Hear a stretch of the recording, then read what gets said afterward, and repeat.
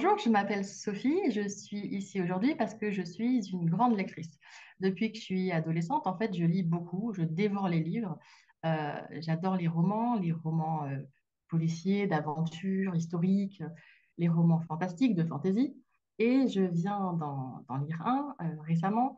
Je viens de lire Prince de sang, que je peux vous montrer ici. Je ne sais pas si vous le voyez. Donc, je viens de lire Prince de sang de Ewan Lobé Jr. Il est ici avec moi. D'ailleurs, c'est normal qu'il soit ici avec moi puisqu'on est sur sa chaîne à lui, sa chaîne YouTube, Ewan Lobé Jr. Et du coup, je me suis toujours posé plein de questions sur les livres, sur les romans, sur comment on les écrivait, sur les écrivains, leur personnalité, leurs inspirations, euh, où ils allaient chercher toutes ces idées, comment ils travaillaient. Enfin bref, je me suis posé plein de questions et je me suis dit que plein de monde pouvait se les poser. Et je trouvais intéressant, du coup, de les poser à Ewan, que je connais un peu. Et de ce fait, je suis ici sur ta chaîne, Ewan, et je me suis posé la question, est-ce que tu acceptes de répondre aux questions que je me pose sur, du coup, la création de ton livre? Non. Ah, bon, bien, du coup, là, l'émission est terminée. Je te remercie. Ouais. Salut. Tu peux sortir. Bah non, je ne sors pas, je suis chez moi, en fait. Ah, d'accord. Ok, ben reste alors. Merci. Ouais. Donc, tu acceptes de répondre à mes questions? Oui. Ok, très bien. J'avais dit non au départ? Ouais, tu avais dit non. Ah, j'ai cru dire oui. Pardon. Euh, Je suis pas bien réveillé. Ok. Bon, en fait, il y a plein de gens qui te connaissent uniquement comme, pour le coup, l'intervieweur. Tu as interviewé récemment Max Leggio, tu as interviewé Manon, tu as interviewé Yasmina. Euh, pour le coup, tu n'es pas que intervieweur sur une chaîne YouTube, tu es plein d'autres choses. Comme je viens de le montrer tout à l'heure, mais je le remontre, donc mon livre. Je vais me Il est servir de ce livre sacrément parce beau, d'ailleurs. qu'il est très très beau. Louons les créateurs de cette couverture. Ils ont fait un travail super. Louons-les. C'est Véron Édition. Tu veux faire une petite prière? C'est Dédicace à ça? Véron Édition, ouais, et le beau travail qu'ils ont fourni. Très bien. Je me permets donc de lire une partie de leur travail puisque c'est le quatrième de couverture, la présentation plutôt, qui est sur ce quatrième de couverture, pour que tous les gens qui nous écoutent sachent un peu plus qui tu es. Donc, je commence. Allons-y, je lis. Né à Paris en 1977, Ewan Lobé Jr., c'est toi, contracte très tôt la passion des histoires. Son obsession de l'écriture s'accompagne de la découverte du théâtre, du cinéma et de la photographie. Parti vivre aux États-Unis, il y poursuit des études en art du spectacle et entreprend dès lors d'écrire pour la scène et pour l'écran. Devenu metteur en scène, il retourne vivre à Paris et s'adonne à la création de spectacles tels Les Caprices de Marianne, d'Alfred de Musset, Marianne. Marianne, Ah oui, Marianne. je viens un petit peu de la campagne, tu sais, Oui, je sais bien. Angelo, Tyran de Padoue de Victor Hugo, Ouais. ou encore Pouchkine, écrit par ses soins. Il travaille actuellement sur l'élaboration d'une série relative à l'univers du pétrole.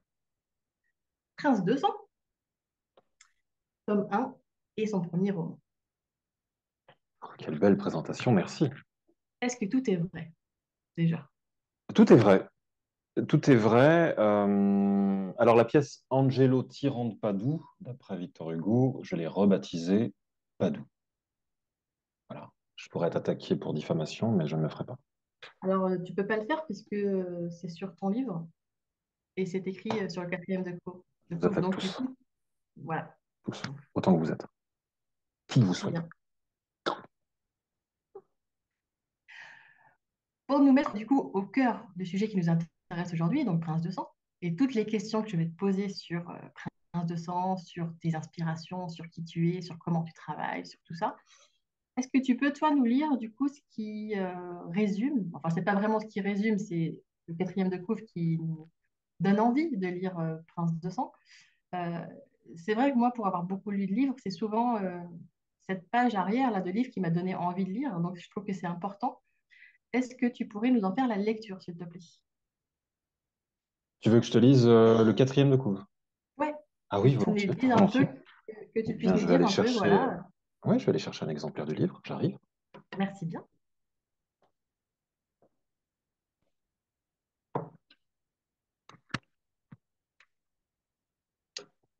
Allô, allô, allô. Jeté en prison à la suite du massacre de sa famille, Shunrai Zaki, héritier naturel du plus redoutable royaume du conglomérat, jure de regagner ses privilèges et de noyer dans le sang la nouvelle occupante du siège d'or, Svarenia, dite la folle, sorcière et meneuse d'hommes. Flanqué d'un mystérieux codétenu, espion en disgrâce à la solde d'un pays allié, Shunrai apprendra au long des confidences la terrible et improbable vérité au sujet du coup d'État. À celui qui croyait que le monde n'existait que pour satisfaire ses appétits, brutale est la désillusion. Quand Svarenia le convoque en haut lieu, tandis que le royaume ploie sous la menace de ses ennemis, deux possibilités s'offrent au prince captif: se venger ou grandir. Et voilà, c'est beau. Que Effectivement, c'est c'est très beau. beau. C'est ce qui m'a donné envie de le lire et franchement, bah, je te le redis, je l'ai déjà dit, mais j'ai vraiment beaucoup aimé ton livre. Je Merci. l'ai dévoré. D'ailleurs, je l'ai dévoré en un week-end. Euh, voilà, j'ai hâte, j'avais hâte de savoir tout ce qui allait se passer, ces aventures donc de Sean Wright, comme tu l'as dit comme tu l'as annoncé. Il y a aussi un autre personnage que j'aime beaucoup, que tu sais, c'est Moretz. Donc, je pense que tu nous en parleras peut-être un petit peu tout à l'heure. Bah, tu l'as Bien évoqué sûr, aussi. bien sûr.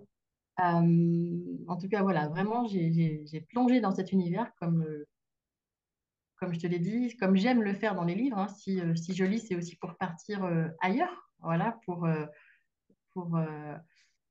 pour être dans un autre univers voilà, qu'on ne connaît pas forcément. C'est du fantasy, on peut dire, ton livre. Euh, mais pas que, effectivement, je pense qu'on pourrait aussi se situer dans un monde qu'on connaît. En tout cas, on n'est pas étranger dans ce livre. Euh, Es-tu prêt à répondre à mes questions? C'est Toujours. parti. Alors, comment décide-t-on qu'on a la bonne idée? Tu vois, comment se dit-on, bah, tiens, ça y est, j'ai une histoire. Dans ma tête, là, c'est parti. Euh, Raconte-nous un peu comment est né Prince de Sang. Très bien, très bien, très bien. Alors, j'ai toujours été fasciné par les récits initiatiques.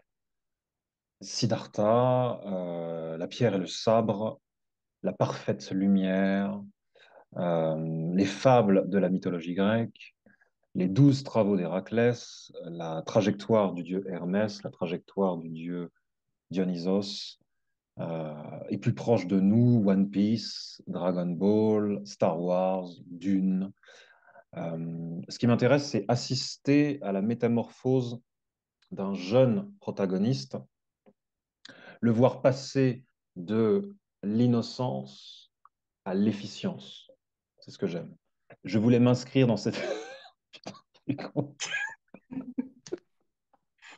Tu voulais Je voulais t'inscrire. m'inscrire dans cette tradition avec Shunrai, le protagoniste de Prince de Sang. Alors, je savais que c'était une bonne idée euh, parce que j'ai de sacrés prédécesseurs. Les prédécesseurs m'ont montré le chemin, hein, je l'ai dit, de la mythologie grecque, japonaise, en passant par l'animation d'aujourd'hui, certains films hollywoodiens d'aujourd'hui et consorts. Voilà, le récit initiatique, si tu veux, a fait ses preuves. Donc je ne me suis jamais posé la question à savoir suis-je sur la bonne voie, est-ce que ça va plaire. Je pense que c'est un type de récit qui aura toujours le vent en poupe. On est tous fascinés par l'émergence de quelqu'un.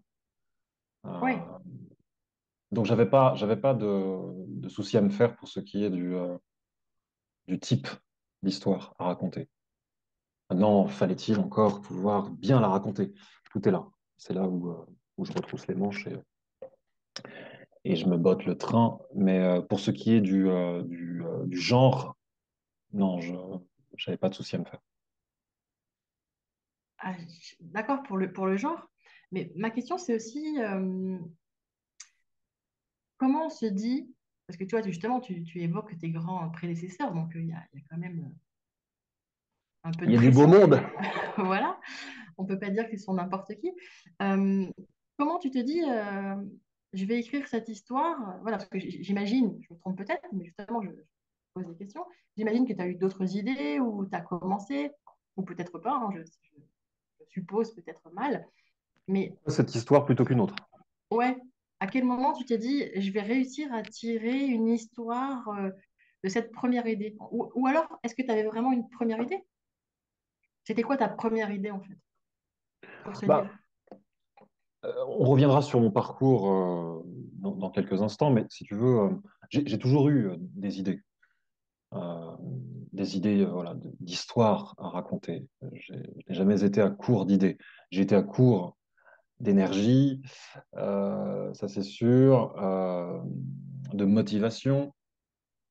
J'ai longtemps eu un poil dans la main, il faut le reconnaître, mais les idées ont toujours été là, ont toujours flotté dans un coin de ma tête. Je me suis essayé au polar, mais sans en respecter les règles. Et, et je l'ai regretté par la suite, parce qu'en relisant ce que j'ai écrit, c'est pas terrible quand même. Il y a de bonnes choses, mais voilà, je suis parti dans tous les sens, si tu veux. Donc, il a fallu aussi que je recadre ma façon de concevoir une histoire, d'éviter justement de partir à droite, à gauche, parce que tu comprends, j'ai tellement de choses à dire qu'il faut tout mettre dans un seul livre. Non, adopter une certaine discipline, pas limitative, mais au contraire fructueuse, de sorte que je peux m'y retrouver dans le maelstrom d'idées qui est le mien. Et en définitive, comme je le disais au préalable, le récit initiatique s'est imposé. C'est-à-dire qu'à un moment donné, une idée s'impose sur les autres. L'idée de raconter, comme je le disais, l'histoire d'un jeune, en l'occurrence un jeune homme, voilà, à ses débuts, qui connaît rien de rien, et qui en plus est une tête de con, qui s'imagine tout connaître, ça me plaisait. Ce point de départ me plaisait. Parce que, parce que les possibilités sont vastes, tu vois. En fait, le personnage, il est nu au départ, d'une certaine manière, et il doit s'armer de patience, de courage, d'audace pour s'habiller, si j'ose dire, et revêtir l'uniforme qui sera le sien parmi nous, tu vois. Chacun porte un uniforme d'une certaine façon, un rôle plus exactement à jouer. Mais le prendre justement, ce Shunrai, à ses débuts, me permettait de tisser toute une trame plus ou moins longue, parce que j'entendais en faire une saga.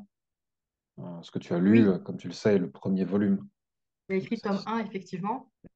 Donc, on attend la suite. J'attends la suite comme d'autres lecteurs avec qui j'ai parlé. Donc, j'espère que tu travailles efficacement, comme tu le disais, que tu n'as pas de poil dans en ce moment. D'arrache-pied. Très bien. Je passe à la seconde question. Donc, je, je vais y aller progressivement, hein. Je n'ai pas l'habitude d'interviewer, donc j'espère que tu seras un petit peu Prends le temps indulgent nécessaire. avec moi. Toujours. Euh, donc, si tu devais comparer Prince de sang à une œuvre, quelle qu'elle soit, Ouais. quelle serait-elle?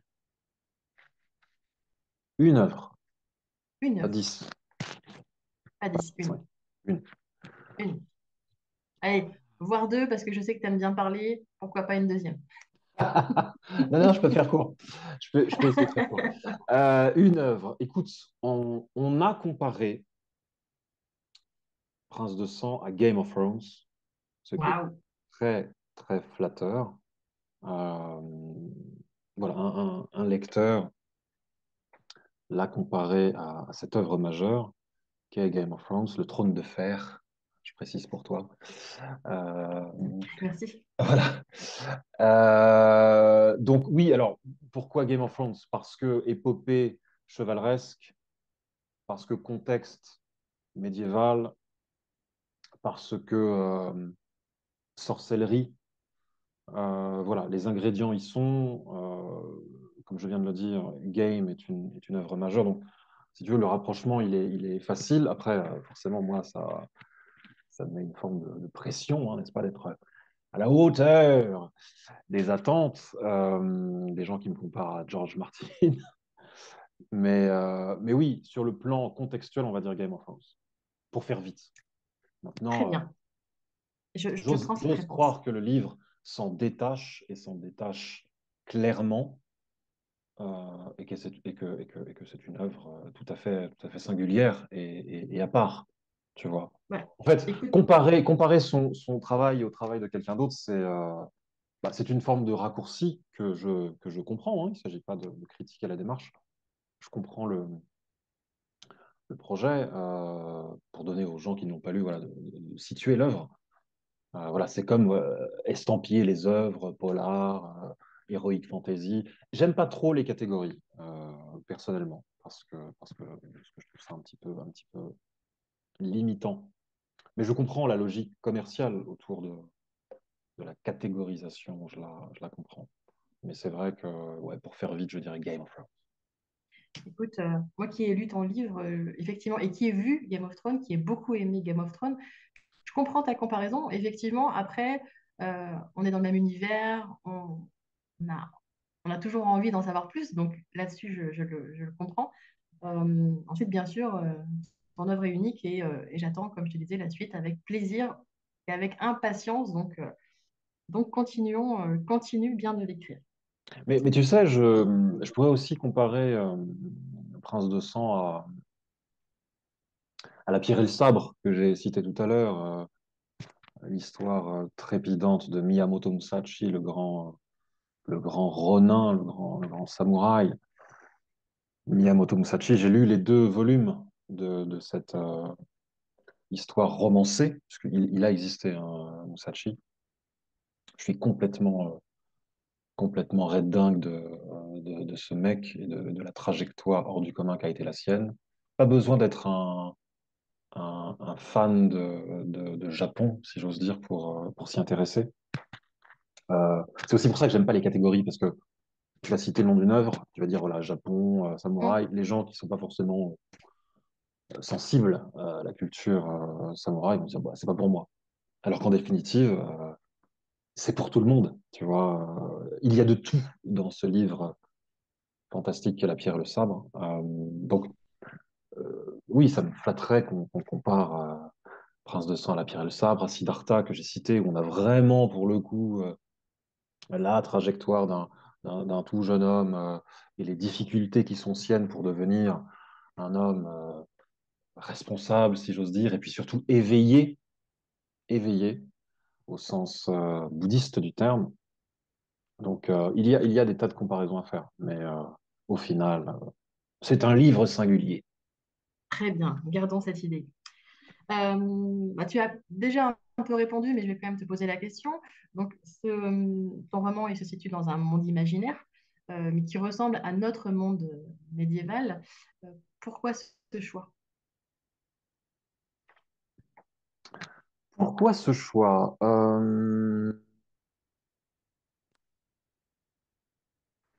Quand j'étais petit, j'étais très intéressé par deux mondes culturels, la Grèce ancienne et le Moyen Âge.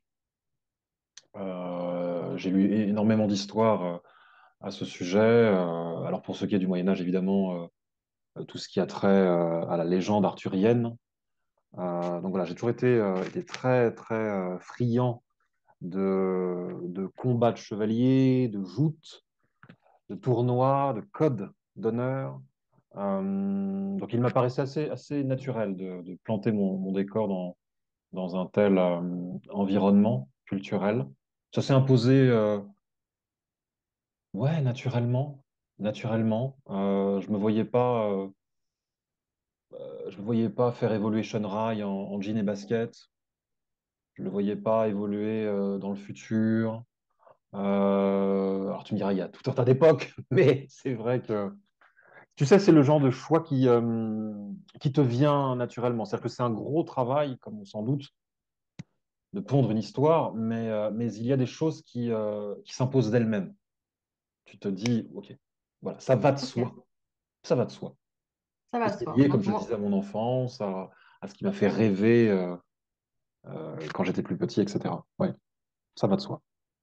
très bien, merci. Quel est ton personnage préféré, du coup, dans ton livre? Est-ce que tu en as un déjà, personnage préféré? Ah, ça, c'est une question délicate. Il ne Délicate. t'écoute pas, il ne t'entend pas, ne t'inquiète pas, ils ne seront pas jaloux l'un de l'autre. Si, si, ils sont là. Ils sont Oui, ils toujours sont là, là. mais Sean t'inquiète Ryan, pas. Moretz, Lennox, Clift. Alors, très honnêtement, c'est pas pour te chercher le trou dans la tête, mais très honnêtement, j'ai pas de personnage préféré. C'est-à-dire que parmi les protagonistes, si tu veux, tous ont une qualité que je leur envie. Tu sais, voilà, Sean Ryan, qui est le héros, comme je le disais, c'est une tête de con. Moi, au départ, une tête brûlée, un enfant qui pue le privilège. Mais à côté de cela, il est combatif, il est ombrageux, ce qui peut avoir ses avantages. Alors, il est pétri d'orgueil, mais dans les situations délicates, ça l'aide finalement à relever la tête et à bomber le torse. Tu vois, c'est un combattant né.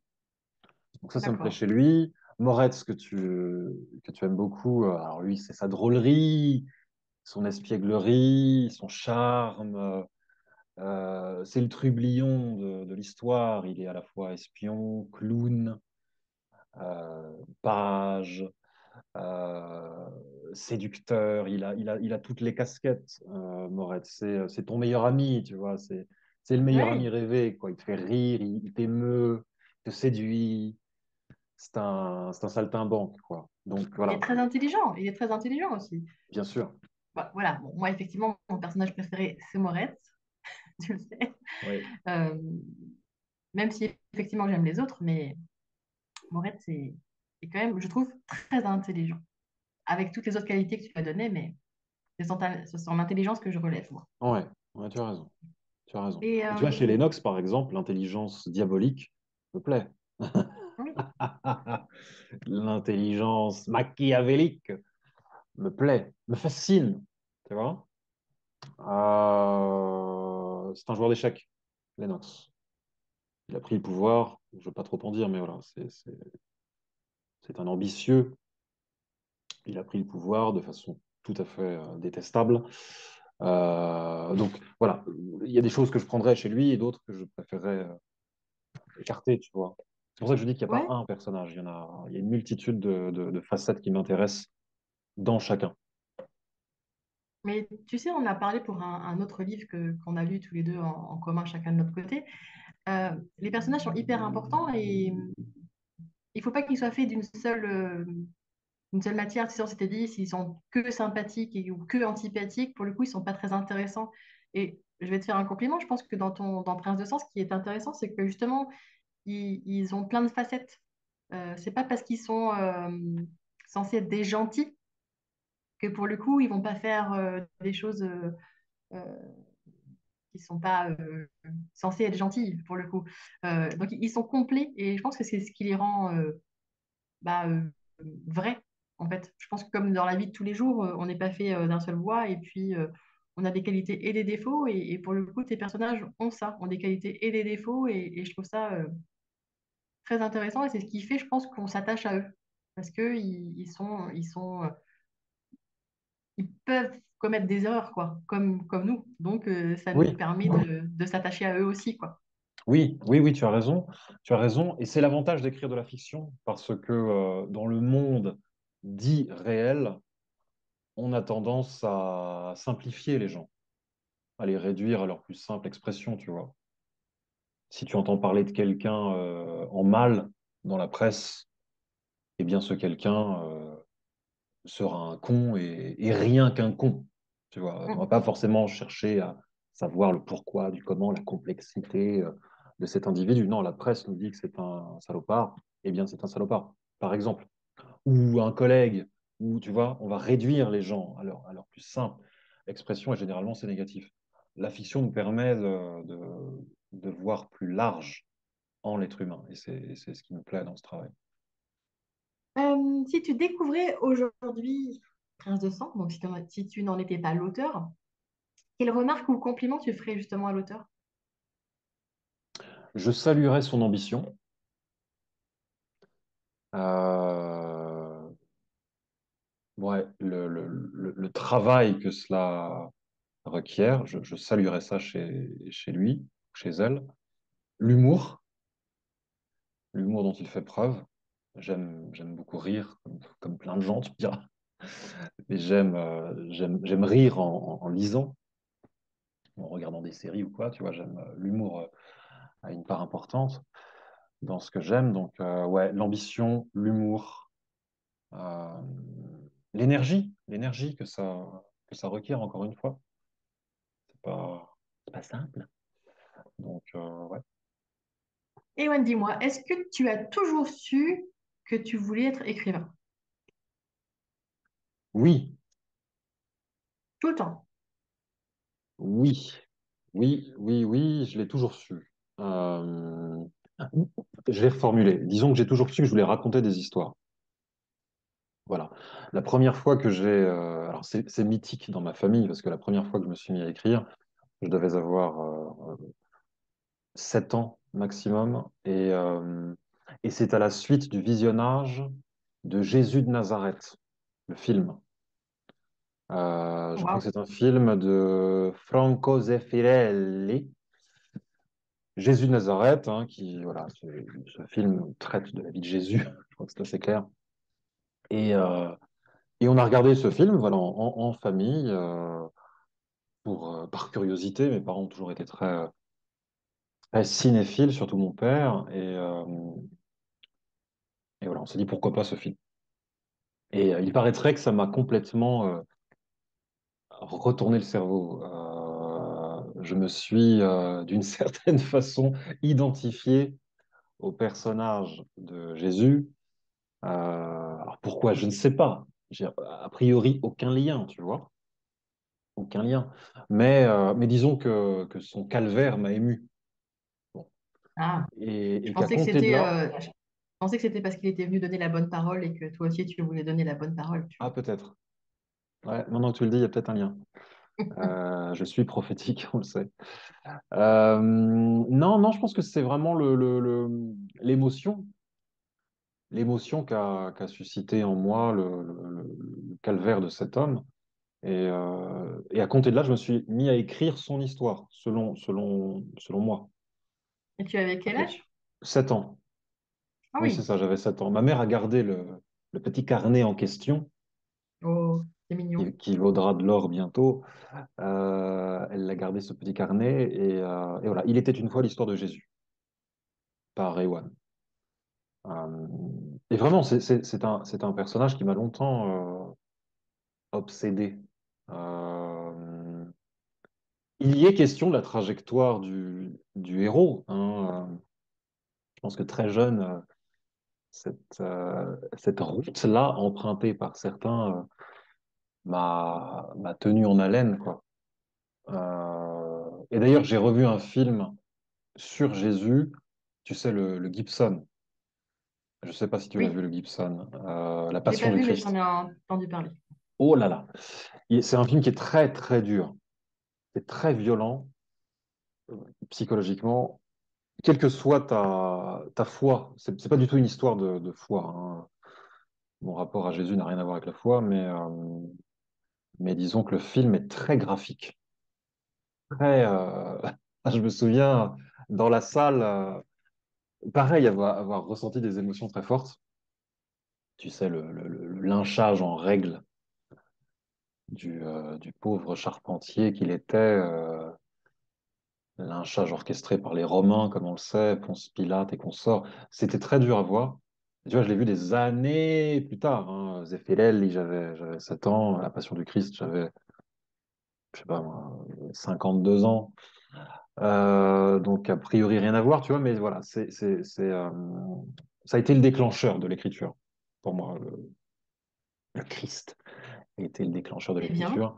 Oui, c'est peut-être étonnant, mais à compter de là, j'ai su que je voulais raconter des histoires, et des histoires qui touchent. D'où la, d'où la conquête de la fiction, tu vois, en tout cas l'entreprise de cette conquête. Je me suis pas dit, je vais écrire des essais ou des traités philosophiques, même si aujourd'hui, ce sont des exercices qui me plairaient beaucoup. L'essai me plaît beaucoup en tant qu'exercice, mais disons qu'à l'époque et encore aujourd'hui, la fiction prédominait, quoi. parce que je voulais y apporter de l'émotion, forcément apporter de l'émotion au Donc, en récit. fait, tu t'es jamais vu faire autre chose que raconter des histoires. T'as jamais rêvé d'être avocat, médecin, vétérinaire, pilote d'avion. Non, jamais. Non, jamais. D'accord. Jamais. Non, non, j'ai rêvé raconter l'histoire d'un aviateur ou d'un avocat ou d'un médecin, mais voilà, en tant que metteur en scène. Et ça m'a amené, si tu veux, ce rapport à l'écriture m'a amené à la mise en scène de théâtre, puisque j'y ai vu une autre façon de raconter des histoires, une façon collaborative, parce qu'il faut quand même savoir que la tâche d'écrivain est une tâche très solitaire, comme on s'en doute. Enfin, la tâche de romancier, parce qu'après, voilà, encore une fois, tu peux être scénariste et écrire en équipe, ce que j'ai fait aussi. Euh, tu peux être dramaturge et une fois que tu as écrit en solitaire, tu partages ton travail et ça devient un exercice collaboratif, puisque j'ai été à la fois dramaturge et metteur en scène de théâtre. Euh, j'ai appris les rouages du métier aux États-Unis, à l'école, euh, la grande école, l'université. Et puis le théâtre m'a permis de passer en mode cinéma, puisque voilà, j'ai aussi contracté le virus du cinéma. Si tu veux, il est toujours question de raconter des histoires. Donc oui, ça a toujours été clair dans ma tête, très jeune. Je ne me Là, voyais pas tu, faire autre chose. Je ne me sentais pas bon à faire autre chose et je n'avais pas d'appétit pour faire autre chose. tu viens d'évoquer plusieurs arts, pour le coup, différents. On peut y rajouter aussi la photo, puisque tu es aussi photographe. D'ailleurs, il me semble que tu vas exposer en janvier à Anguin-les-Bains. Tout à fait, Euh, tout à donc fait. voilà. Donc du coup, tu as plusieurs arts à ton arc, on peut dire. Quel est pour toi le principal, s'il y en a un, et lequel, est-ce qu'il y en a un dont tu pourrais pas te passer en fait? Dis, tu pourrais pas ne pas écrire, ne pas photographier, ne pas mettre en scène. Le noyau dur, c'est l'écriture. Je pourrais pas me passer d'écrire. C'est ce que je pratique le plus. Euh, alors, il faut dire que l'écriture en solitaire a l'avantage de rester quelque chose de tout à fait abordable sur le plan économique. Un stylo, une feuille, un ordinateur, ça suffit. Tu peux écrire chez toi, dehors, sous la pluie, enfin, sous la pluie peut-être pas. Mais disons que la chance que j'ai, c'est que ça ne nécessite aucune préparation particulière, contrairement au théâtre, où la logistique est évidemment conséquente. Ne parlons même pas du cinéma et de la logistique technique. Ce sont des entreprises fabuleuses. Moi, si tu veux, autant je ne pourrais pas me passer d'écrire, autant j'aurais beaucoup de mal à me dire, plus jamais tu ne feras de théâtre, plus jamais tu ne feras de cours de moyen métrage et pourquoi pas de long métrage. Tu vois, je n'envisage pas un futur ces, euh, sans ces arts-là complémentaires. Mais l'écriture reste le noyau dur. Ok, très bien. Du coup, on parle aussi d'art. J'ai l'impression que tu me parlais tout à l'heure du film que tu avais vu avec tes parents.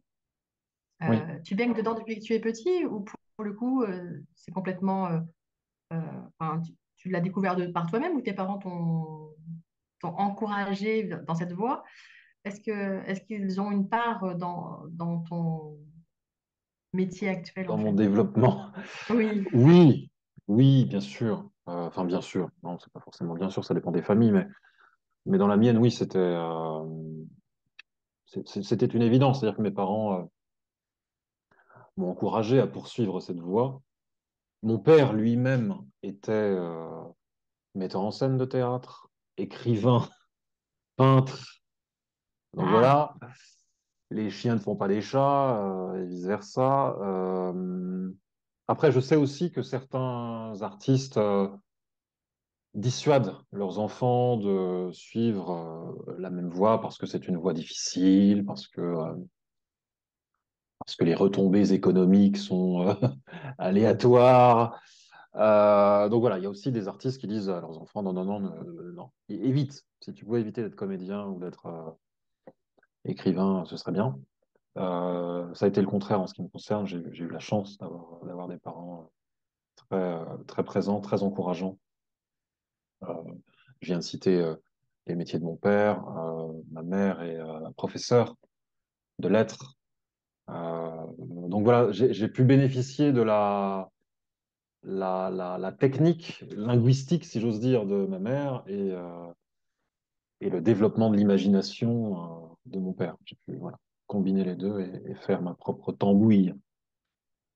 Très bien. Bah, effectivement, je trouve que finalement, maintenant que tu le dis, dans ton livre, on le ressent, parce qu'on en parlera un peu, j'ai une question spécifique là-dessus, mais je trouve que le vocabulaire est important. Donc, d'après ce que tu viens de dire, on peut dire merci à maman Ewan alors. Ah oui, oui, oui. Ah bah oui, oui, oui. Ma mère vérifiait mes devoirs, était très assidue dans la correction de mes devoirs, très assidue pour ce qui est voilà, du langage. Je me souviens, ma sœur et moi, nous n'avions pas le droit de jurer en famille, si tu veux. Bon, voilà. Et par conséquent, voilà, jurer, dire des gros mots, c'était impensable pour nous. Jusqu'à tard, jusqu'à je sais pas, 17, 18 ans. Merde, c'était non, non, on peut pas dire merde. Oula, voilà. Non pas qu'on avait un langage châtié à la maison, tu vois, on rigolait beaucoup, on se marrait comme des baleines, tu vois, mais on n'était pas collés montés. Mais voilà, les mots comptaient. Les mots, leur Écoute, portée, leur force, leur tendresse, les mots ont toujours beaucoup compté dans bah, ma écoute, famille. on le ressent dans tes écrits. Effectivement, je trouve que le vocabulaire est très fourni et très bien choisi dans Prince de Sang. Pour le coup, j'ai aussi appris quelques mots, hein, donc j'ai eu besoin un petit peu quelquefois du dictionnaire, mais j'aime ça aussi, du coup, apprendre en lisant, donc tant mieux. Oui, alors En- je tiens à préciser, si tu veux, que c'est pas un livre pour érudits. Je suis pas en train de faire voilà, mon grand académicien, n'est-ce pas? C'est pas l'idée, en fait. Je choisis mon langage en fonction de l'histoire que je raconte. Et si il s'avère que je me dois de peindre la réalité des aristocrates du 19e siècle, eh bien, je me ferai fort de retranscrire leur façon de parler. Même chose pour les mecs d'aujourd'hui qui vivent, je ne sais pas moi, dans des milieux beaucoup plus populaires. Tu vois, je m'adapte à mon environnement linguistique. J'essaie d'être cohérent. Il ne s'agit pas de faire du style pour le plaisir de faire du style. J'ai eu ce tort, plus jeune, d'étaler un peu ma science, tu sais, voilà. J'ai pondu ce qu'on appelle des œuvres de jeunesse et j'en suis pas spécialement fier, mais voilà, j'ai eu cette tendance à me la raconter, quoi. Je l'avoue, euh, voilà, il faut le dire, faut t'avouer à moitié pardonner, c'est ce qu'on dit. mais écoute, ayant tellement à cœur d'écrire de belles histoires et des histoires percutantes, il m'a fallu faire un vrai travail de remise en forme, Bah, de simplification de la langue, parce que tu dis, voilà, tu disais tout à l'heure avec humour que tu avais appris des mots en me lisant. Encore une fois, ces mots-là ont toute leur place dans l'histoire, mais tu sais, après, j'ai beaucoup ça m'empêchait pas simplifié. de comprendre, hein. Effectivement, ça m'empêchait pas de comprendre, mais c'est parce que voilà, j'aime beaucoup les mots aussi et ça me faisait plaisir d'en découvrir, donc je suis allée en lire. Et pour aller dans ton sens, bah, je connais un jeune lecteur de 12 ans qui a lu ton livre et qui l'a beaucoup aimé, donc je pense qu'il était accessible pour lui aussi et que l'histoire lui a beaucoup plu. Il l'a lu. Euh, en plus de jouer à ces jeux vidéo, donc c'est pas peu dire. Donc je pense effectivement que l'histoire est la plus importante et que c'était un compliment de ma part de te dire que les mots étaient bien choisis. Et effectivement, même si certains sont, je pense, un peu haut de gamme, on va dire, pour le coup, ça porte ça porte plutôt le récit plutôt qu'autre chose. Voilà, c'était pas du tout Ouais, une critique, non, non, pas du vraiment tout. du Non, tout. non, non, non, je l'ai pas pris comme tel. Je suis ravi de savoir qu'un enfant de 12 ans me lit. Ça me fait immensément plaisir. Parce que le livre n'est pas destiné aux enfants. Euh, mais c'est C'est un petit lui qui a génie, hein. trouvé. Écoute, c'est peut-être un petit génie. Si, Peut-être. attention, n'est-ce pas? Il me lit, c'est un génie, forcément. Non, je suis ravi, ravi de le savoir, ravi de savoir qu'il s'est ménagé du temps entre deux parties de jeux vidéo pour plonger dans l'histoire de Shunrai. Ça me touche. Mais tu sais, euh, on aurait tort de croire que le grand public est friand de simplicité, voilà, on veut se détendre, on veut pas réfléchir, des mots trop compliqués, des histoires trop compliquées, on en veut. C'est faux, ça. Parce que finalement, la plupart des succès, que ce soit en littérature ou au cinéma, et j'inclus le monde des séries, sont des œuvres exigeantes.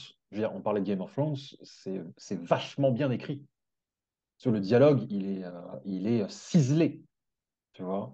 Oui, Je suis en train de lire Dune, c'est pareil, c'est costaud.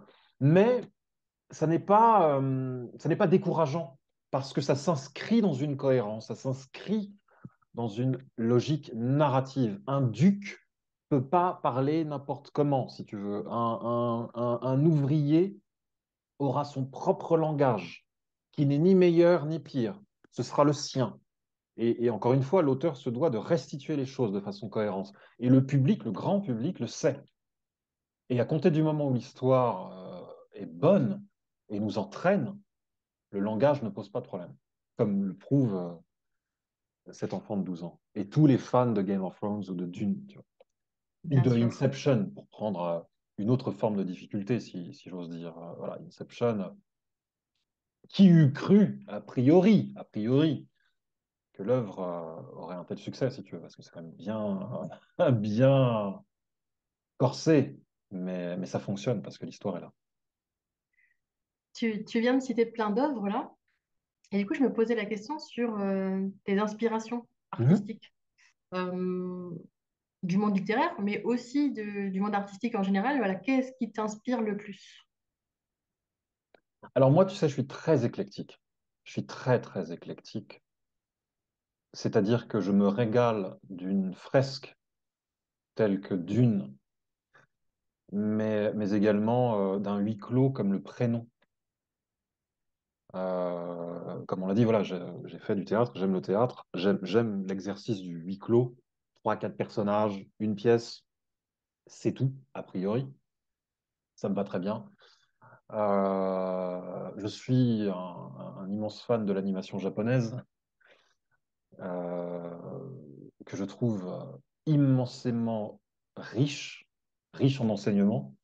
Alors, encore une fois, hein, on adhère ou pas à la forme que peut prendre l'animation japonaise, les grands yeux, l'extravagance, les coiffures à la Sangoku.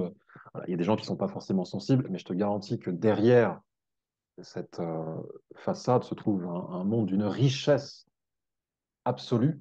Voilà, donc j'en suis très, très fan. Euh, j'aime les thrillers, j'aime les polars. J'ai pas de genre de prédilection. Moi, si tu veux, je me laisse porter, quoi. Je me laisse porter, je me laisse séduire. Je pense que le dénominateur commun de toutes ces œuvres, ce sont les personnages. Moi, je suis, si tu veux, il y a cette espèce de guéguerre qui n'en est pas vraiment une entre les écrivains qui privilégient le contexte et ceux qui privilégient les personnages. Tu vois, moi, je serais plus, s'il fallait absolument me catégoriser, côté auteur qui privilégie les personnages. Tu Comme vois, Alexandre Dumas, pour le coup. Parce que je viens de voir un reportage sur Alexandre Dumas et il disait que c'était le premier, enfin, le précurseur des séries télé. À la limite, il aurait été le... Parce que il ces aurait été personnages étaient... un super showrunner. ouais, Ouais. voilà. Ouais, Ils disent, ouais, c'est ça. Donc, du coup, tu es plutôt de ouais, ce côté-là, quoi. ouais, complètement, complètement. C'est-à-dire que je vais davantage m'atteler à la psychologie des personnages et à leur impact sur le lecteur qu'à l'édification de, je ne sais pas moi, d'une cathédrale que je vais décrire par le menu. Tu vois. Je ne vais pas forcément décrire les objets, les bâtiments par le menu. Tu vois. D'autres auteurs prennent beaucoup de plaisir à cela. Tu vois. Moi, voilà, j'ai un penchant pour l'humain, ses travers et ses illuminations. Et du coup, si tu devais citer une personne dont tu es fan, pour le coup, Une quel que personne dont je suis soit, fan? ouais, peu importe l'art. Alors, je suis fan de Peter Brook. Peter Brook. Brook. Qu'est-ce que j'ai dit? Brook? Pardon, Peter. J'ai dit Peter peut-être bon. Brook, B-R-2-O-K. Mhm. un- Peut-être le plus grand metteur en scène de théâtre occidental. Il nous a quittés récemment à un âge très avancé. J'ai toujours été un grand admirateur de son œuvre théâtrale. Un grand, grand monsieur. Je l'avais même invité à une de mes pièces et sa secrétaire de l'époque m'avait gentiment dit qu'il n'était pas là. Il n'était pas disponible, il n'était même pas en France, je crois, à ce moment-là. Mais elle m'avait répondu, tu vois. Donc lui, Tu as bien fait clairement. d'essayer. Ah oui, oui, non, j'essaye. Même chose pour Jean-Claude Carrière, le grand scénariste français, scénariste, fondateur de la Fémis. Enfin, il a fait des choses remarquables. Jean-Claude Carrière, je suis un grand fan. D'ailleurs, il a travaillé beaucoup avec Peter Brook. Robert Greene, je parlais des essais tout à l'heure, je disais voilà, que j'étais pourquoi pas intéressé par le fait d'écrire un essai un jour. Robert Greene est un essayiste, penseur américain que j'aime beaucoup. Zadie Smith, l'écrivaine britannique, qui est top. J.K. Rowling, même chose, écrivaine britannique. Harry Potter, qui n'a pas eu vent d'Harry Potter. Et alors, dans le milieu de la photographie, puisque comme tu le disais tout à l'heure, c'est aussi mon violon d'Ingres, la photographie, j'ai découvert Viviane Mayer, une photographe américaine que j'adore, photographe de rue, très portée sur le détail, petites choses de la vie, tu sais, les petits détails du quotidien que tu vois pas forcément voilà, quand t'as pas les yeux ouverts, justement. Mhm. Et elle les avait bien ouverts. Viviane Mayer, superbe. Cartier-Bresson, Helmut Newton. Donc Tu sais, oui, je t'avais demandé une personne, mais bon, écoute, oui, bah tu en donnes. oui, Et bah ben tiens, voilà. prends, prends. Et ben parfait. Écoute, en tout cas, donc tes inspirations Sont sont multiples. multiples. Ouais, bien sûr.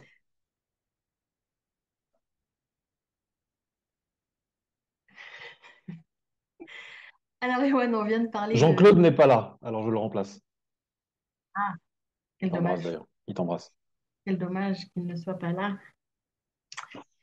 En Hum, vacances. tant mieux.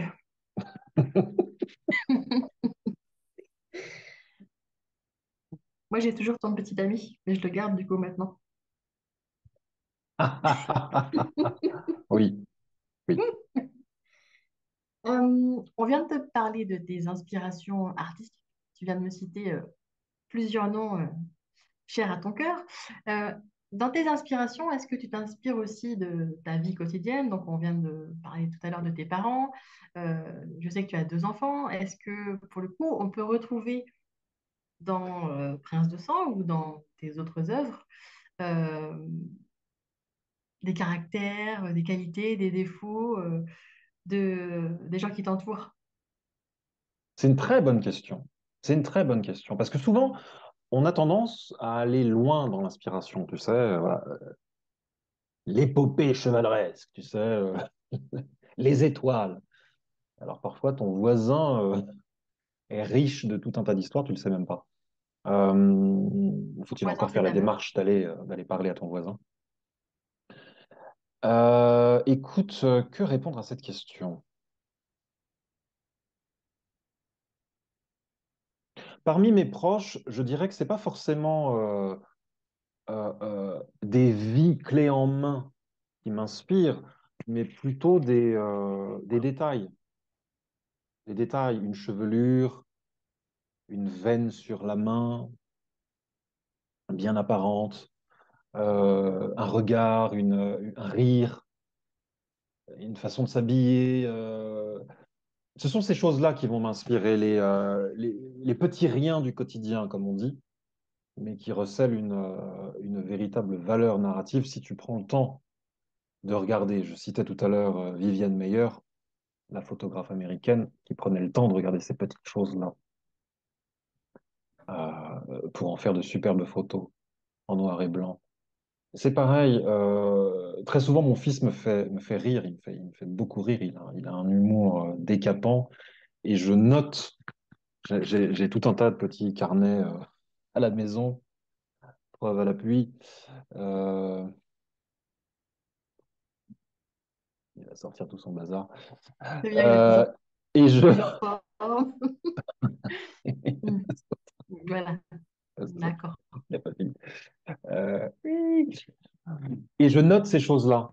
Tu sais, je note ce qui va me faire rire, par exemple. Un peu comme le ferait un humoriste, j'imagine, tu sais. Il va entendre une blague rigolote et qui va la noter et la retravailler pour son propre sketch. J'ai cette tendance-là. Euh, donc ce sont, ouais, je dirais que je suis un petit peu Viviane Mayer auprès de mes proches. Je vais capter des choses a priori banales ou voilà, futiles ou juste marrantes, tu vois, et je vais les récupérer pour les injecter dans, dans une œuvre. Tu vois, tel personnage aura. Après, ça devient de la private joke, tu vois. La personne concernée va savoir que voilà, je lui ai emprunté sa chevelure, son rire, sa fossette sur le menton, tu vois, sa veine apparente sur la main, son pied, bref. C'est ainsi que je procède auprès des proches. D'accord, mais du coup, tu le fais tout le temps, sans t'en rendre compte finalement, ou si tu notes, mais est-ce que Si, je m'en rends quelque... compte. Ouais, Si, c'est-à-dire que je m'en rends compte. Je m'en rends compte. Là, tu vas dire un truc qui va m'inspirer. Je vais sortir le carnet et je vais le noter, tu vois. Et pour toi, ça aura l'air de rien. Tu vas dire, mais qu'est-ce qu'il y a de spécial à ce que je viens de dire ou à ce que je viens de faire? Mais instinctivement, je vais me dire, ça pourrait servir. Je pourrais mettre cette phrase-là dans la bouche d'un personnage. Je pourrais faire de ce geste le geste d'un personnage. C'est vrai que je réfléchis toujours en fonction de ce que je peux créer. C'est automatique. du coup, tu parlais et tu nous as montré tous tes petits carnets. Euh, Est-ce que tu as un rituel particulier pour écrire, là, très, très concrètement parlant? Quand tu écris, tu t'assois dans la même pièce, la direction dans le nord. Je sais pas, tu as un rituel particulier ou... Non, non, non, je ne suis pas à ce point ritualiste. J'ai pas de rituel particulier. Alors, il me faut ma tasse de café quand je me lève. Voilà. Un carré de chocolat noir. Ouais, j'ai mes marottes, mais ce sont pas des rituels. C'est-à-dire que le carré de chocolat noir, je peux le manger à 8 heures du mat comme je peux le manger à 16h32. Tu vois, c'est pas de la même manière que je peux écrire chez moi, comme je peux écrire à la bibliothèque. Je peux écrire dans le bruit. D'ailleurs, avec mon fils, on va souvent à la bibliothèque et pendant qu'il joue aux jeux vidéo, parce qu'il y a des jeux vidéo dans notre bibliothèque, des livres, évidemment. Donc, il s'abreuve des deux médiums, jeux vidéo et livres. Et pendant ce temps-là, moi, j'écris. Tu vois, je me mets à une table et le bruit ambiant ne me gêne pas. Ça ne me gêne pas d'entendre les bibliothécaires renseigner les personnes, un groupe de jeunes qui va rire un peu fort tout en faisant les devoirs. Ça va pas me gêner. Tu vois, j'ai cette chance d'être suffisamment concentré pour changer de lieu.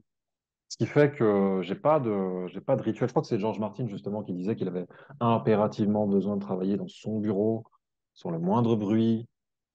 Tu vois, il y a pas mal d'artistes qui ont besoin d'un environnement très spécifique pour travailler. Euh, Après, ça n'est ni bien ni mal, c'est comme ça, tu vois. Ouais. Mais j'estime avoir de la chance parce que je me dis, bah, le jour où ton environnement n'est pas disponible pour telle ou telle raison, comment tu fais, tu vois? Il faut pouvoir continuer de créer et ouais, c'est quelque chose que j'apprécie chez moi, cette versatilité. Donc, tu n'as pas de rituel, mais est-ce que tu dirais que tu as une discipline, du coup? Alors, oui,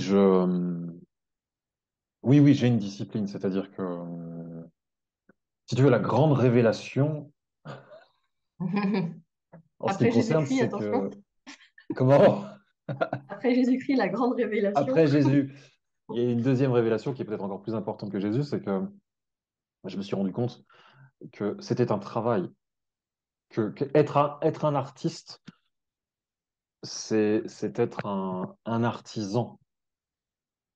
Ça ne tombe pas du ciel. Et ça peut paraître hyper banal à dire, mais je te garantis que j'ai mis des années à le comprendre. J'ai longtemps cru que ça tombait du ciel, qu'il te suffisait d'être né avec cette aptitude-là pour créer à la demande, pour créer sur commande, tu vois, parce que les muses te chuchotent constamment ce que tu dois faire, ce que tu dois produire. C'est tout à fait faux et j'en suis vraiment revenu. C'est un travail de longue haleine, fastidieux. Parfois, tu as envie de faire autre chose, clairement. Même si tu aimes ce que tu fais foncièrement, mais l'envie de te poser devant Netflix est souvent très forte, ou de te promener, ou de parler à des potes. Enfin, donc, si tu veux, en gros, si tu veux produire beaucoup, ce qui est mon ambition, produire beaucoup sur la durée, tu te dois d'avoir une vraie discipline de travail. Chez moi, ce n'est pas une question d'heure ou de lieu, comme je l'ai dit. Toi, tous les matins de 8 heures à 13 heures dans mon bureau, non. Mais tous les jours, dans la mesure du possible, je me dois d'écrire. Tous les jours. Tu vois, 2, 3 heures par jour. Et souvent, ça me paraît peu. Quand j'ai atteint mon quota de 3 heures, Hmm. je me dis, tu sais, je suis fatigué parce que c'est quand même très prenant, cette histoire-là. C'est très prenant, mais souvent, je me dis, ah putain, c'est tout. 2, 3 heures en une journée, ça paraît rien comme ça vis-à-vis de quelqu'un qui Et, travaille voilà, dans un bureau de 9 heures à 17 heures. Toi, tu dis, ouais, moi, j'ai bossé 3 heures. Tu fais pitié à côté. Mais je t'assure que le cerveau fume parce que tu pars de rien. Tu pars de rien. Tu inventes une histoire de toute pièce. Et pour tenir recopie la pas, distance, tu te tu dois recopies de... pas un livre qui est déjà écrit, en fait. Comment? Tu recopies pas un livre qui est déjà écrit. Non, non, je suis pas Ah, moi. d'accord. Non, je suis pas comme ça, moi. Super. D'accord. Moi, j'invente tout ce que je fais. Tout est à moi. Tout vient de Et, moi. et tu dirais qu'il t'a fallu combien de temps pour écrire Prince de sang? 1 an et demi, à peu près. 1 an et demi à peu près 2, 3 heures par jour, c'est ça? J'étais moins discipliné qu'aujourd'hui. Donc, ouais, 1 an et demi, ouais, peut-être pas un jour sur deux. Non, ça dépendait des semaines. Parfois, je travaillais 7 jours sur 7, parfois 3 jours sur 7. C'était plus fluctuant que ça ne l'est aujourd'hui. Mais au total, je dirais entre le moment où j'ai commencé les premières prémices, tu sais ce qu'on appelle les prémices, en écriture, c'est la capacité de résumer ton histoire en une phrase. T'as encore rien écrit. Tu as une histoire dans la tête. Et ouais, machin, épopée chevaleresque, ok, je situe à peu près le héros. Donne-nous la phrase alors. Donne-nous les prémices de Prince de sang. Bah, je les ai notés quelque part. Tu me prends de court. Est-ce que je vais avoir la bonne volonté de chercher? Je ne sais En pas, fait, tu m'en je parles. m'étais donné pour challenge d'écrire 5 prémices. Ce serait rigolo, ouais, que je te les retrouve. Elles sont quelque part. Ça donnait quelque chose du genre un jeune garçon privilégié se retrouve orphelin à la suite du massacre de sa famille. Là, ça te fait une phrase, mais tu vois, ça n'en dit pas suffisamment. Donc, première prémisse. Deuxième prémisse, il faut être un peu plus précis. Ok, il est orphelin, mais que va-t-il devenir? Tu vois, essayer de donner l'envie d'en savoir plus. Donc, c'est pas facile, hein. Résumer une œuvre en une phrase, je te garantis que c'est un exercice compliqué. J'ai pas toutes les phrases dans la tête, mais ouais, c'était de l'ordre de il était une fois il était une fois la chute d'un jeune privilégié qui jure de se relever et de reconquérir le pouvoir. Euh, Ah, là, je reconnais déjà Prince de sang. voilà. Alors tu me diras, dit comme ça, bon ouais, machin, on a déjà vu ça, Conan le barbare, ou je sais pas quoi. Bon, voilà, tu t'essayes des trucs en fait. La prémisse te permet d'essayer des trucs. Et puis cette précision-là est suivie de tout un tas d'exercices. T'es pas obligé de les suivre, hein, mais moi j'aime bien. Il y a un auteur américain qui a écrit une espèce de formule de ce genre qui s'appelle John Truby. John Truby, il est professeur, je crois, de scénario, de scénarii, on dit au pluriel. Il est professeur de scénarii, mais ce qu'il inculque vaut pour l'écriture de romans, l'écriture de scénar, bien sûr, et de pièces de théâtre, bref, de tout ce qui peut s'écrire.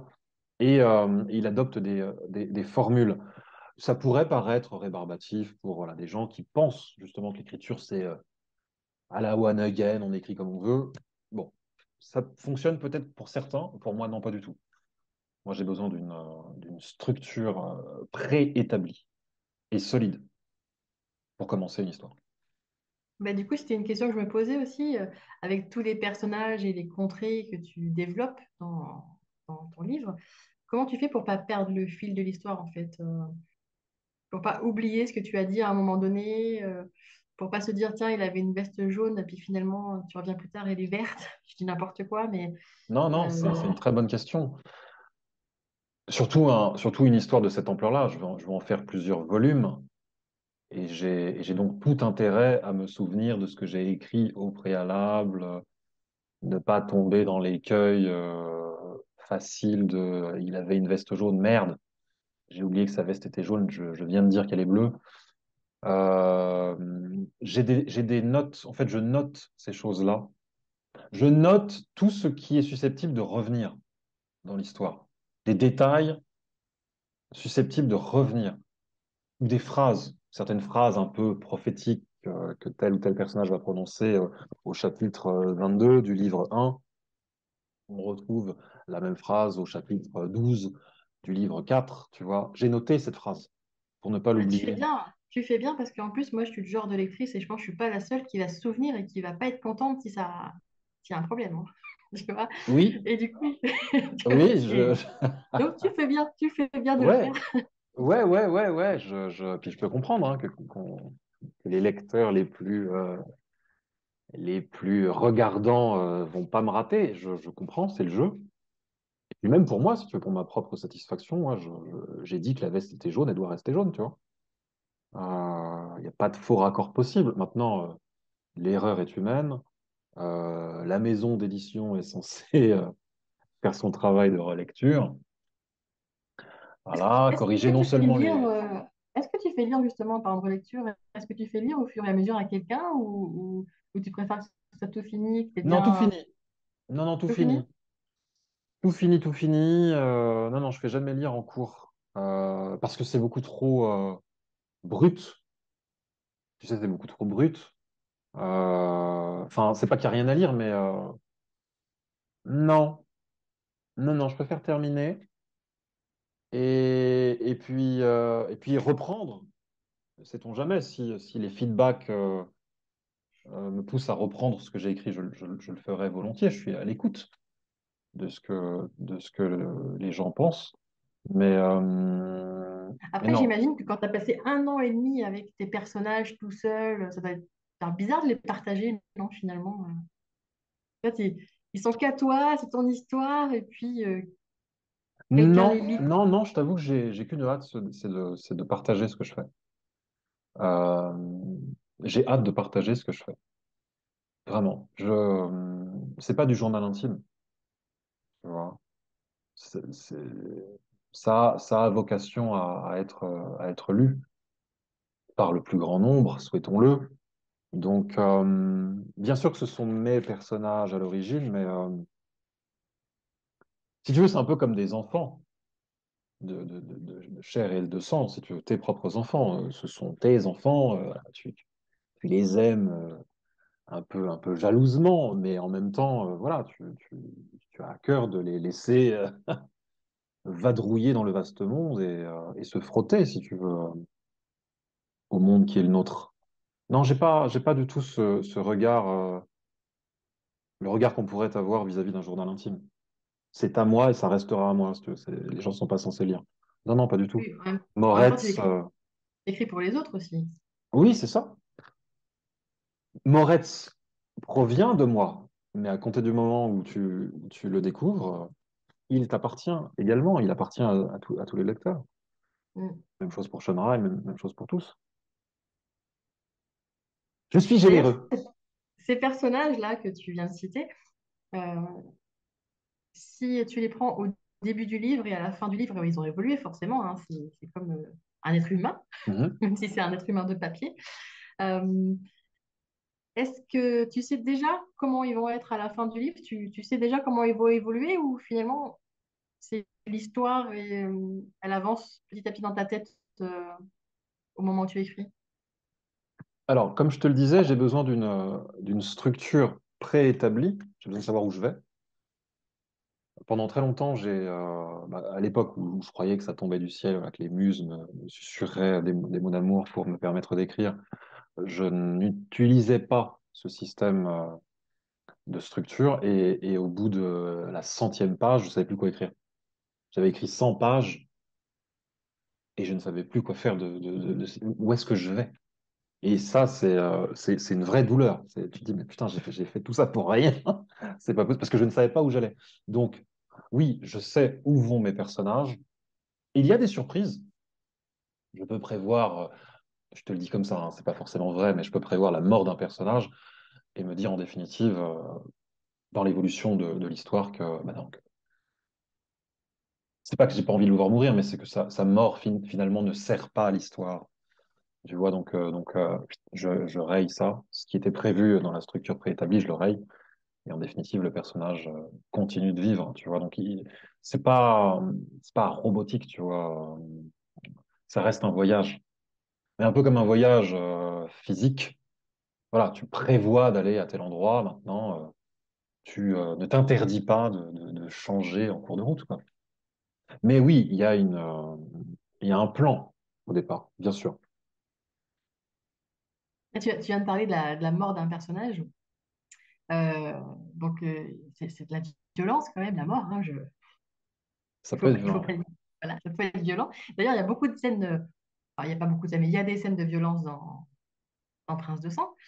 Euh, Est-ce que c'est un plaisir pour toi de les écrire? Parce que je ne pense pas que tu sois violent dans la vraie vie. Est-ce que justement c'est un plaisir d'écrire des choses que tu ne ferais pas dans la vraie vie, comme tuer quelqu'un, par exemple, ou c'est compliqué? Ah, c'est une très bonne question. Est-ce que c'est jouissif d'écrire ce que l'on ne ferait pas soi-même? Ouais. Ouais.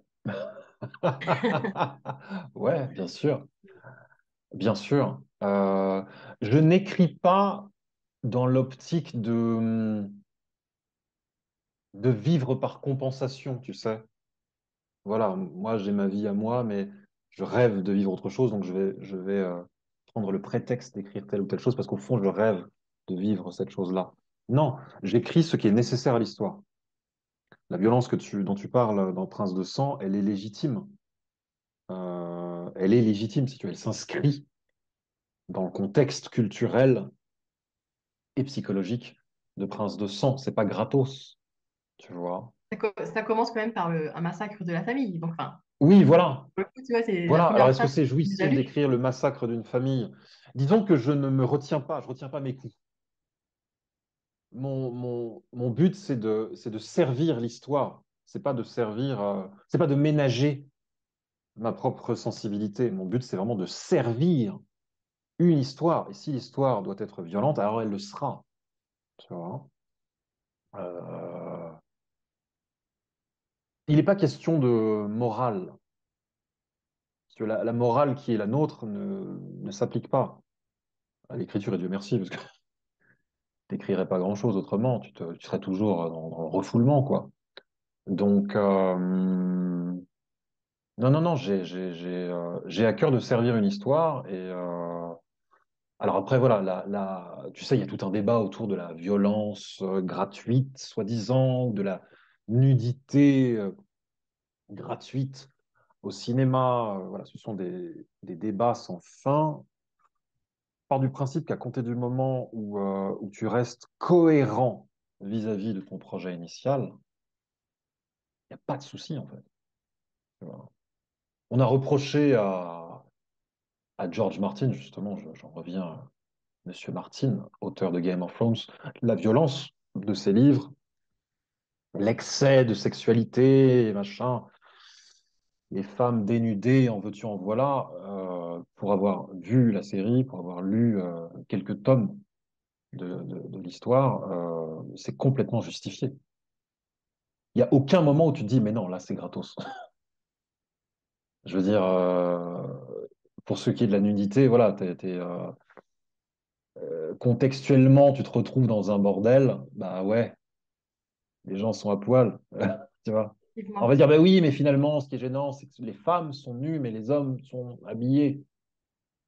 Alors oui, ça peut être injuste, effectivement, tu vois. Là, on rentre dans certains détails qui ont toute leur importance. Là, ça peut être injuste. Par contre, dans certaines séries, c'est beaucoup plus équilibré. Je pense à Da Vinci's Demon, qui est une série ayant trait à la jeunesse de Leonardo da Vinci. Et dans cette série, je me souviens m'être dit, pour le coup, la nudité homme-femme, elle est respectée sur la parité Et respecté. des poils pubiens est Mhm. respectée, quoi. Tu les Les as hommes et les comptés? femmes sont à poil, tous très joyeusement, et c'est cool, tu vois. Il faut servir l'histoire. En fait, pour moi, la question de la gratuité, elle se pose pas. Si ça n'a pas lieu d'être dans mon histoire, je le mets pas. En parlant de servir l'histoire, c'est vrai que je viens de parler des scènes violentes, mais il y a aussi beaucoup de mots fleuris, comme je les appellerais. Parce que moi aussi, dans ma famille, on ne disait pas beaucoup de gros mots, comme tu viens de le dire tout à l'heure. Ouais.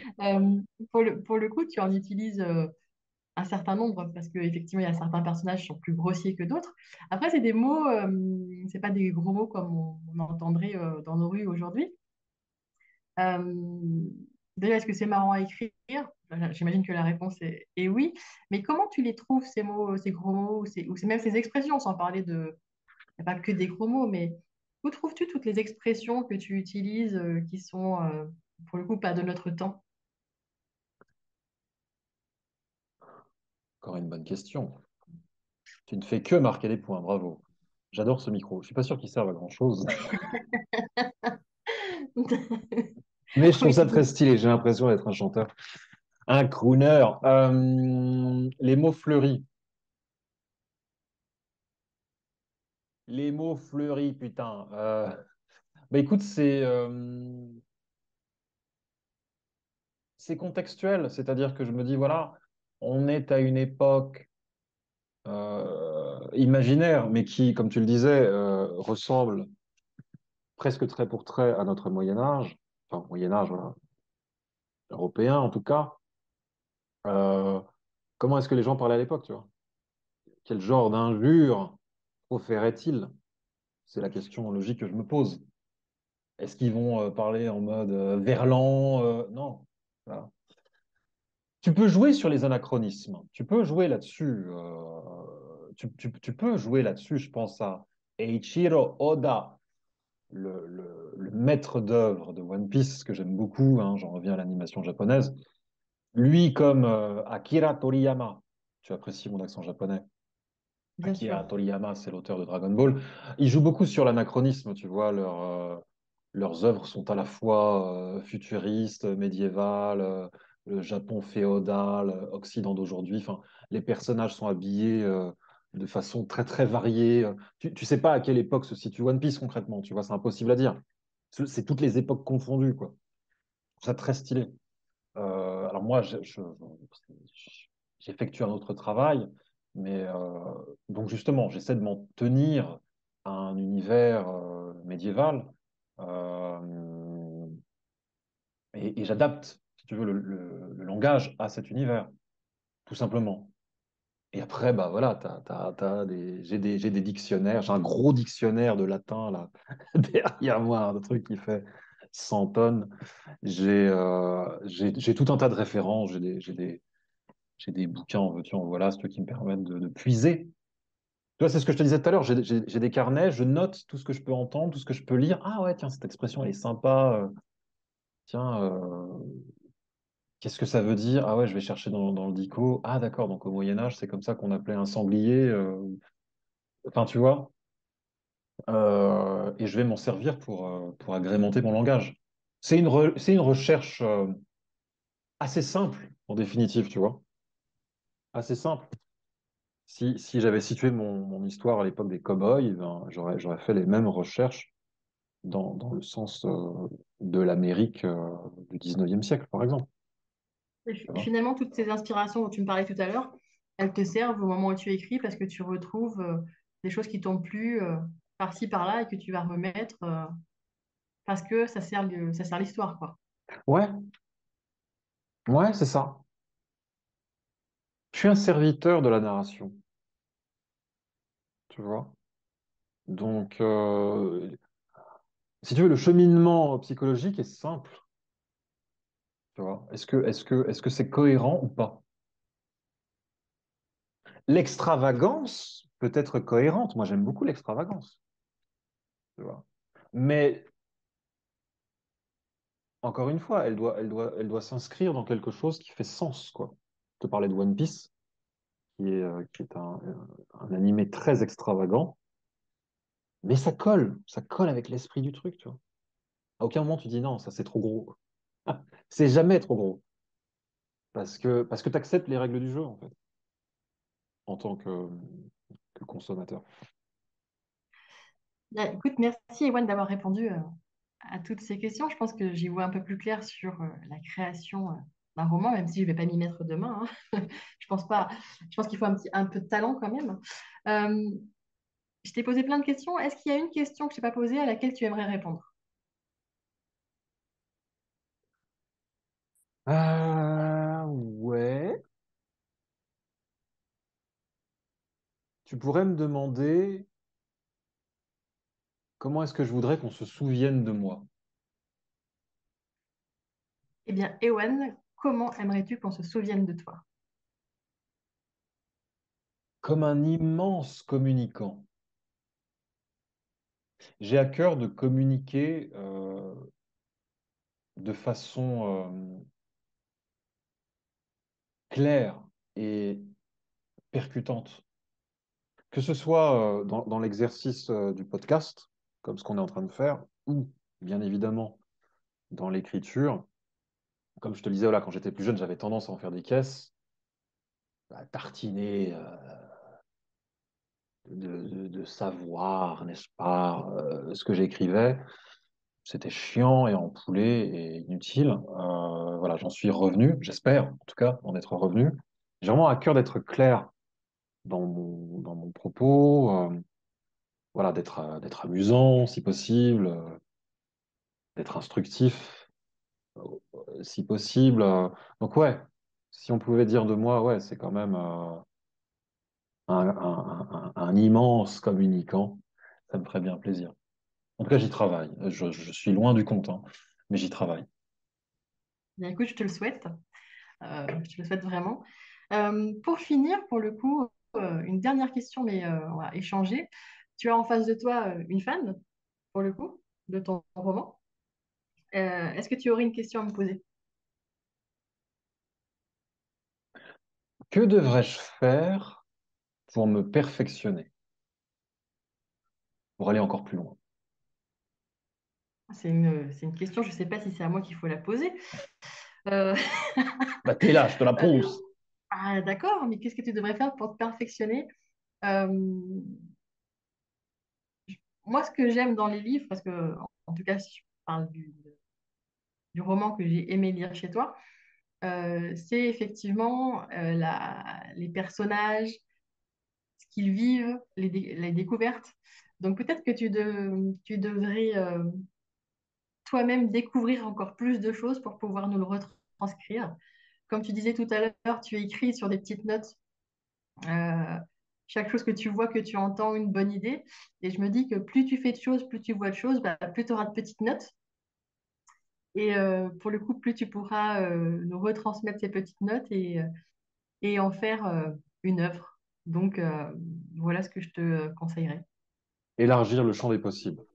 Ouais, c'est un excellent conseil. C'est un excellent conseil.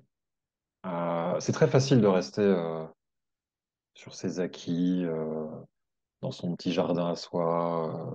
Voilà. C'est très facile, finalement, de rester dans sa zone de confort, quoi. Euh, j'ai longtemps été un champion de la zone de confort et c'est vrai que ton conseil est très pertinent. Charge à moi d'être un écrivain voyageur, tu vois, j'aimerais beaucoup ça. Un écrivain voyageur. Alors la photo me permet de me déplacer, c'est ce qui est chouette dans, dans ce travail-là. Mais ouais, il faut pousser les frontières et voire même les dépasser, clairement. Donc je te remercie du conseil. Eh bien, arrêtons-nous sur ce conseil alors.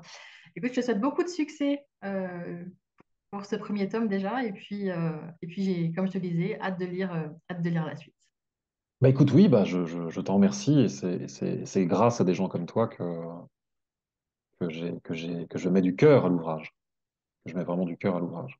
En tant que je me dis, voilà, le premier volume a touché un certain public, ouais, je pense à cela maintenant quand j'écris. Et ça me donne des ailes Eh bien, vole. Eh de bien, condor. vole alors. Bien, je te laisse voler à l'écriture alors, de ton deuxième tome. C'est gentil, Sophie. Merci à toi. Merci beaucoup. Je t'en prie. Ciao, ciao, Bye. ciao.